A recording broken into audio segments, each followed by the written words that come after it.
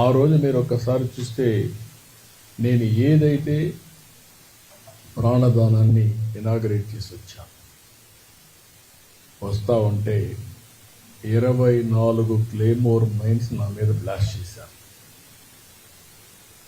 నేను ఏ తప్పు చేయలేదు, ప్రజాహితం కోసం పనిచేశాను, లా అండ్ ఆర్డర్ మెయింటైన్ చేయాలని ఆలోచించాను.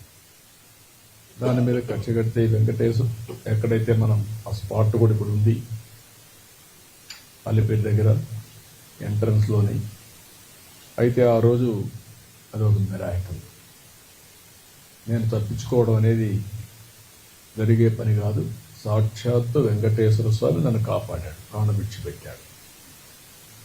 అక్కడి నుంచి ఒక ఇప్పుడు కూడా నాకు జ్ఞాపకం ఉందని తలుచుకుంటే, నేరుగా పోయి కొట్టిన తర్వాత బస్సులు కారులో అందరం కూడా బ్రతికాం, కానీ ఒక్కొక్కరికి ఒక విధంగా దెబ్బలు తగిలాయి. నేనున్నాను, కృష్ణమూర్తి ఉన్నాడు, గోపాలకృష్ణారెడ్డి, రాజశేఖర్ రెడ్డి, వీళ్ళందరూ ఉన్నాం. అంటే వెంకటేశ్వర స్వామి మహిమ ఆ ఇన్సిడెంట్ చూసిన తర్వాత ఎవరైనా కానీ అనుకుంటే ఆలోచించుకోవాల్సిన అవసరం ఉంది.